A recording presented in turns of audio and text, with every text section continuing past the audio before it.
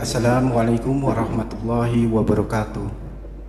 Alhamdulillahirabbil alamin. Wassalatu wassalamu ala asrofil anbiya'i wal mursalin wa ala alihi wa sahbihi ajma'in, amma ba'd. Selamat datang di channel IRO Irwan Ruqyah Official. Channel IRO ini adalah channel yang membahas seputar tentang ruqyah, edukasi dan pengobatannya. Bagi Anda sahabat IRO yang ingin mendapat pelayanan ruqyah atau hanya sekedar konsultasi, sahabat IRO bisa menghubungi kami di nomor WhatsApp 0896 1624 5770. Dan bagi sahabat IRO yang menyukai tayangan-tayangan video dari kami dan dengan senang hati ingin mensupport agar channel ini dapat berkembang dan banyak memberikan manfaat bagi masyarakat luas, sahabat IRO dapat memberikan dukungannya dengan mengklik tombol subscribe dan mengklik tombol like yang ada di channel ini. Terima kasih.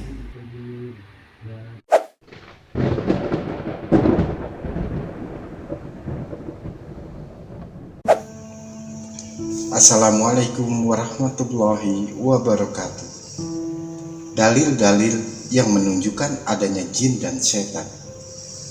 Ada hubungan yang sangat kuat antara jin dan sihir. Bahkan, jin dan setan merupakan faktor utama dalam dunia sihir. Sebagian orang ada yang mengingkari keberadaan jin, sehingga mereka mengingkari terjadinya sihir. Oleh karena itu, kami hendak mengutarakan beberapa dalil yang menunjukkan adanya jin dan setan secara ringkas. Pertama, dalil-dalil dari Al-Quran. 1. Surat Al-Ahqaf ayat 29 yang artinya, dan ingatlah ketika kami hadapkan serombongan jin kepadamu yang mendengarkan Al-Quran. Dalam surat Al-Ahqaf ayat 29 ini terdapat kata serombongan jin. Yang kedua, surat Al-An'am ayat 130 yang artinya, hai golongan jin dan manusia, apakah belum datang kepadamu rasul-rasul dari golonganmu sendiri yang menyampaikan kepadamu ayat-ayatku dan memberi peringatan kepadamu terhadap pertemuanmu dengan hari ini. Dalam surat Al-An'am ayat 130 ini terdapat kata-kata golongan jin dan manusia. Yang ketiga, surat Ar-Rahman ayat 33 yang artinya, hai jamaah jin dan manusia, jika kamu sanggup menembus melintasi penjuru langit dan bumi, maka lintasilah. Kamu tidak dapat menembusnya kecuali dengan kekuatan. Dalam surat Ar-Rahman ayat 33 ini terdapat kata-kata jamaah jin dan manusia.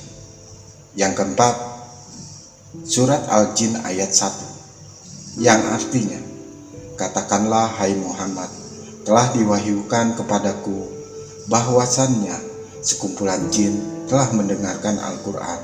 Lalu mereka berkata, sesungguhnya kami telah mendengarkan Al-Quran yang menakjubkan. Dalam surat Al-Jin ayat 1 ini terdapat kata-kata sekumpulan jin. 5. Surat Al-Jin ayat 6 yang artinya, dan bahwasannya ada beberapa orang laki-laki di antara manusia yang meminta perlindungan kepada beberapa laki-laki di antara jin. Maka jin-jin itu menambah bagi mereka dosa dan kesalahan. Dalam surat Al-Jin ayat 6 ini terdapat kata-kata beberapa orang laki-laki di antara jin. Dan di dalam surat Al-Jin ayat 6 ini menegaskan bahwa bangsa jin itu mempunyai kelamin. Keenam, surat Al-Maidah ayat 91 yang artinya, sesungguhnya setan itu bermaksud hendak menimbulkan permusuhan dan kebencian di antara kamu lantaran meminum khamar dan berjudi dan menghalangimu dari mengingat Allah dan sholat, maka berhentilah kamu dari mengerjakan pekerjaan itu. Dalam surat Al-Maidah ayat 91 ini terdapat kata syaitan. Ketujuh, surat An-Nur ayat 21 yang artinya, hai orang-orang yang beriman, janganlah kamu mengikuti langkah-langkah setan. Barang siapa yang mengikuti langkah-langkah setan, maka sesungguhnya setan itu menyuruh mengerjakan perbuatan yang keji dan mungkar. Dalam surat An-Nur ayat 21 ini juga terdapat kata setan. Dalil-dalil dari Al-Quran cukup banyak dan sangat populer, serta cukup bagi Anda untuk mengetahui bahwa di dalam Al-Quran terdapat satu surat penuh yang berbicara tentang jin. Bahkan cukup juga bagi Anda untuk mengetahui bahwa kata al-jin disebutkan di dalam Al-Quran sebanyak 22 kali dan kata al-zan sebanyak 7 kali. Kata as-syaiton sebanyak 68 kali. Kata as-sayatin sebanyak 17 kali. Inti dari semua itu adalah menunjukkan bahwa ayat-ayat Al-Quran yang berbicara tentang jin dan setan adalah sangat banyak. Kedua, dalil-dalil dari As-Sunnah. Yang pertama, dari hadis Ibnu Mas'ud radhiyallahu anhu. Dari Ibnu Mas'ud radhiyallahu anhu, dia berkata, kami pernah bersama Rasulullah Shallallahu Alaihi Wasallam pada suatu malam. Kemudian kami kehilangan beliau, sehingga kami pun mencari beliau di lembah-lembah dan di perbukitan. Lalu kami katakan, beliau telah dibawa terbang atau dibunuh, sehingga kami bermalam dengan keadaan yang paling tidak menyenangkan di tempat itu. Pada pagi harinya, kami bangun dan ternyata beliau datang dari arah Gua Hiro. Maka kami katakan, wahai Rasulullah, kami telah kehilangan engkau. Lalu kami mencarimu, tetapi tidak mendapatkan dirimu, sehingga kami bermalam dalam keadaan yang paling tidak menyenangkan di sana. Maka beliau pun Rasulullah Shallallahu Alaihi Wasallam bersabda, aku telah didatangi utusan dari jin, lalu aku pergi bersamanya, dan selanjutnya aku bacakan Al-Quran kepada mereka. Lebih lanjut, Ibnu Mas'ud berkata, kemudian Rasulullah Shallallahu Alaihi Wasallam berangkat bersama kami, lalu beliau memperlihatkan kepada kami bekas-bekas mereka dan bekas apinya. Dan para jin tersebut bertanya kepada beliau tentang perbekalan makanan. Maka beliau bersabda, bagi kalian setiap tulang yang disebutkan padanya nama Allah pada saat menyembelihnya atau memasaknya, tulang-tulang itu jika jatuh ke tangan kalian, maka ia akan lebih baik dari daging. Dan setiap kotoran hewan adalah makanan bagi binatang kalian. Kemudian Rasulullah Shallallahu Alaihi Wasallam bersabda, maka janganlah kalian beristinja dengan kedua benda tersebut, yakni tulang dan kotoran, karena keduanya adalah makanan saudara-saudara kalian. Yang kedua, hadis Abu Sa'id Al-Khudri radhiyallahu anhu. Dia berkata, Rasulullah Shallallahu Alaihi Wasallam pernah bersabda kepadaku, aku lihat kamu menyukai kambing dan padang pasir.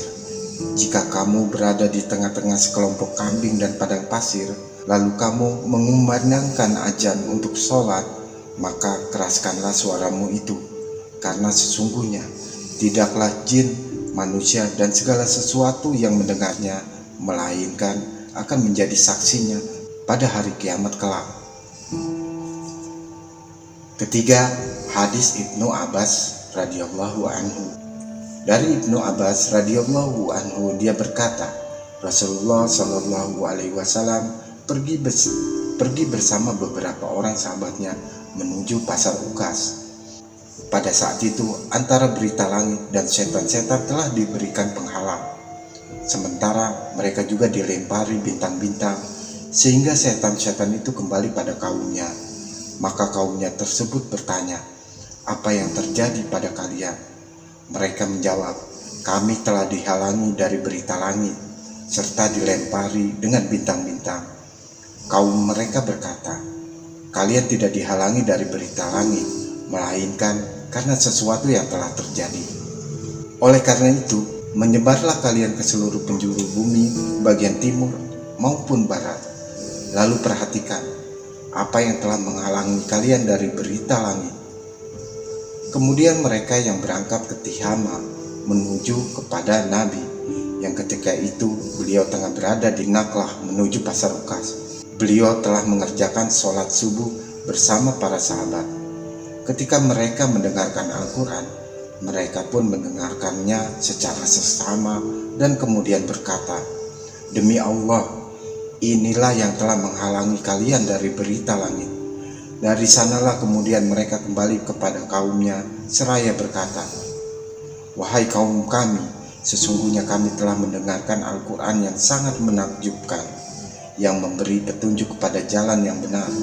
Lalu kami beriman kepadanya, dan kami tidak akan pernah menyekutukan Rabb kami dengan seorang pun." Maka Allah menurunkan firman-Nya kepada Nabi Muhammad Sallallahu Alaihi Wasallam, "Katakanlah, hai Muhammad, telah diwahyukan kepadaku bahwasannya sekumpulan jin telah mendengarkan Al-Quran dan ucapan jin itu diwahyukan kepada beliau." Keempat, hadis Aisyah radhiyallahu anha. Dari Aisyah radhiyallahu anha, dia berkata, Rasulullah Shallallahu Alaihi Wasallam bersabda, "Para malaikat itu diciptakan dari cahaya, dan jin diciptakan dari nyala api, sedangkan Adam diciptakan dari apa yang telah dijelaskan kepada kalian." Yang kelima, hadis Sofia binti Huyai radhiyallahu anha. Dari Sofia binti Huyai bahwa Nabi Muhammad Sallallahu Alaihi Wasallam bersabda, "Sesungguhnya setan itu berjalan pada diri anak Adam dalam aliran darah." Keenam, hadis Abdullah bin Umar radhiyallahu anhu. Dari Abdullah bin Umar bahwa Nabi Muhammad Sallallahu Alaihi Wasallam bersabda, "Jika salah seorang di antara kalian makan, maka hendaklah dia makan dengan tangan kanannya, dan jika minum, maka hendaklah dia minum dengan tangan kanannya, karena sesungguhnya setan itu makan dengan tangan kirinya dan minum dengan tangan kirinya." 7. Hadis Abu Hurairah radhiyallahu anhu. Dari Abu Hurairah radhiyallahu anhu, dia berkata, Nabi Muhammad Sallallahu Alaihi Wasallam bersabda, "Tidaklah seorang anak dilahirkan melainkan ditusuk oleh setan, sehingga dia menjerit dengan suara keras karena tusukan setan itu, kecuali putra Maryam dan ibunya." 8. Hadis Abdullah bin Mas'ud radhiyallahu anhu. Dari Abdullah bin Mas'ud radhiyallahu anhu, dia berkata, pernah diceritakan di hadapan Rasulullah Sallallahu Alaihi Wasallam tentang seorang laki-laki yang tidur malam hari sampai pagi. Maka beliau pun bersabda, "Itulah orang-orang yang telah dikencingi setan pada kedua telinganya atau salah satu telinganya." 9. Hadis Abu Qatadah radhiyallahu anhu. Dari Abu Qatadah radhiyallahu anhu bahwa Rasulullah Shallallahu Alaihi Wasallam bersabda, "Mimpi yang baik itu dari Allah, sedangkan mimpi yang tidak baik itu berasal dari setan. Oleh karena itu, barang siapa mimpi sesuatu yang tidak dia sukai, maka hendaklah dia meludah tipis ke sebelah kirinya sebanyak 3 kali dan memohon perlindungan kepada Allah dari setan, maka mimpi itu tidak akan membahayakannya." 10. Hadis Abu Sa'id Al-Khudri radhiyallahu anhu. Dari Abu Sa'id Al-Khudri radhiyallahu anhu bahwa Nabi Muhammad Sallallahu Alaihi Wasallam bersabda, "Jika salah seorang di antara kalian menguap, maka hendaklah dia menahan mulutnya dengan tangannya, karena jika tidak, maka setan akan masuk." Hadis-hadis yang membahas masalah ini cukup banyak, dan hal itu sudah sangat memadai bagi pencari kebenaran. Dari sini tampak jelas oleh kita bahwa jin dan setan itu memang ada, tidak dapat digoyahkan oleh keraguan, serta tidak dapat ditentang kecuali oleh orang-orang yang sombong lagi angkuh, yang hanya mengikuti hawa nafsunya tanpa mendapatkan petunjuk dari Allah Subhanahu wa Ta'ala. Baiklah, sahabat IRU dimanapun kalian berada, terima kasih telah menonton tayangan video dari kami. Semoga tayangan video dari kami ini dapat bermanfaat untuk kita semua. Wabillahi taufiq wal hidayah. Wassalamualaikum warahmatullahi wabarakatuh.